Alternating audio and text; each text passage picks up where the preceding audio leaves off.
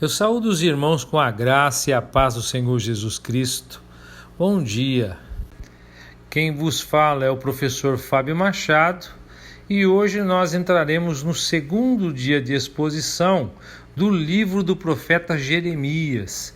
E hoje eu irei expor do capítulo 5 até o capítulo 8. No capítulo 5, observamos a reprovação ao pecado e a ameaça de julgamentos de uma forma entremeada, as quais são colocadas em oposição entre si. Os julgamentos são ameaçados para que as reprovações ao pecado possam ser mais eficazes em levá-los ao arrependimento. O pecado é revelado para que Deus possa ser justificado nos julgamentos ameaçados. No verso 1, os pecados de que eles são acusados são muito graves. Já no verso 1 nós temos a injustiça. No verso 2, a hipocrisia e a falsidade na religião. No verso 3, eles são incorrigíveis, impossíveis de disciplinar. Os versos 4 e 5, nós vemos a corrupção e a depravação de ricos e pobres. No verso 6, por causa disso, o invasor, representado aqui por 3 animais, os despedaçaria. Nos versos 7 e 8, nós temos a idolatria e o adultério. No verso 9, os julgamentos com que eles são ameaçados aqui são terríveis. De maneira geral, eles sofrerão um ajuste de contas. Os versos 10 e 11, a ordem para que a destruição das vinhas, ainda que não totalmente, por terem se separado de Deus, agindo com deslealdade. Os versos 12 e 13, o desacato insolente a Deus, negando-o, assim como sua palavra. O verso 14, com isso se cumprirão as palavras dos profetas de Deus. Os versos 15 e 17 vão falar do inimigo estrangeiro que será trazido sobre eles. O verso 18 é dado aqui, pela segunda vez, uma indicação de que Deus, em meio à sua ira, se lembraria da sua misericórdia e não os destruiria completamente. No verso 19 diz que eles seriam levados para o cativeiro. Dos versos 20 ao 24, o que está no fundo de tudo isso é a falta de temor a Deus, apesar das frequentes intimações que lhes eram feitas para que o temessem. O verso 25, nós vemos que as iniquidades do povo afastará deles todas as boas coisas. Dos versos 26 a 28, no encerramento do capítulo, eles são acusados de violência e opressão. E no verso 29, assim como 2 vezes Deus falou que não os destruiria de todo, 2 vezes ele afirmou que eles não ficariam sem serem castigados.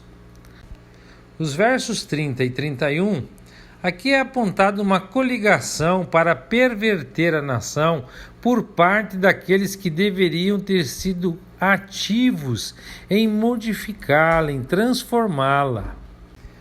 Este era o objetivo da pregação de Jeremias no final do reinado de Josias e no início do reinado de Jeoaquim, mas o sucesso da sua pregação não correspondeu às expectativas.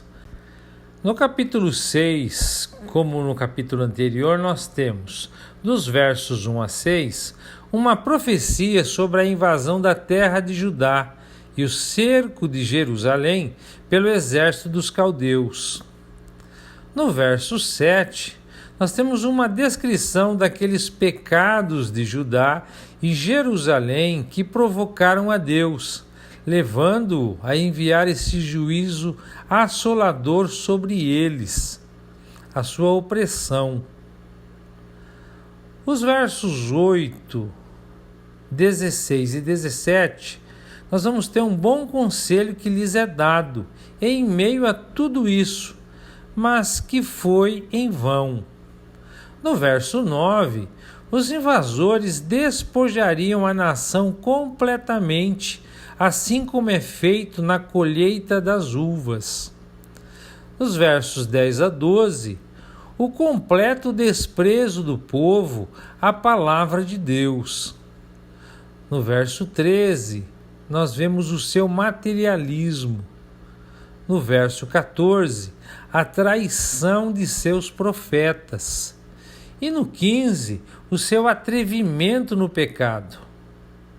Nos versos 16 e 17, nós temos a proposta de andar no bom caminho e a ter descanso, que foi negada pelo povo, assim como a possibilidade de ouvir os atalaias. Eles afirmam: não ouviremos. No verso 18 a 19, nós vemos a obstinação contra as repreensões. E no verso 20, que isso tornavam seus sacrifícios inaceitáveis a Deus. No verso 21, e pelos quais ele os entregou à destruição. Nos versos 22 a 26, nós vemos que o inimigo é poderoso e cruel, sem misericórdia, trazendo terror que dominaria a todos nessa ocasião. No verso 27, mas ele o pôs à prova, examinando-os antes. Os versos 28 a 30, nós vemos que então ele os rejeitou como sendo irrecuperáveis. O Senhor os refugou. No capítulo 7, dos versos 1 a 11, depois do profeta, em nome de Deus, ter repreendido o povo por seus pecados e ter avisado sobre os juízos de Deus que viriam sobre eles, nesse capítulo ele prossegue o mesmo intento para a sua humilhação e o seu despertar. Deus lhes mostra a invalidade da alegação em que tanto confiavam, de que tinham o templo de Deus entre eles, e constantemente o frequentavam, e se esforça para tirá-los da sua confiança em seus privilégios externos e realizações, e argumenta: será esta casa que se chama pelo meu nome um covil de salteadores aos vossos olhos? Dos versos 12 a 16, ele os lembra das desolações de Siló e prediz que as desolações de Jerusalém seriam semelhantes e ordena a Jeremias que não interceda pelo povo junto a ele, porque ele não o ouviria. Dos versos 17 ao 20, ele descreve ao profeta as abomináveis idolatrias do povo, pelas quais estava tão irado contra eles, e esse era o motivo do juízo que lhes traria. Dos versos 21 a 28, o Senhor apresenta diante do povo aquela máxima fundamental da religião, de que obedecer é melhor do que sacrificar, e que ele não aceitaria os sacrifícios daqueles que obstinadamente persistissem na desobediência. Dos versos 29 a 34, o Senhor diz que rejeitou e desamparou aquele povo, porque eles sacrificaram seus filhos e filhas no vale de Inom, queimando-os. O vale mudaria de nome, chamando-se Vale da Matança. Os cadáveres seriam enterrados ali por não haver outro lugar para enterrá-los, e que esses cadáveres serviriam de pasto para os animais sem haver quem os espantasse. E conclui dizendo que cessaria toda a alegria, porque a terra se tornaria desolada. No capítulo 8, o profeta prossegue engrandecendo e justificando a destruição que Deus traria sobre seu povo, para mostrar o quanto ela seria lamentável e ainda assim justa. Dos versos 1 a 3, ele descreve os juízos que viriam como sendo tão terríveis que a morte, apesar de ser algo muito temido, seria algo muito desejado.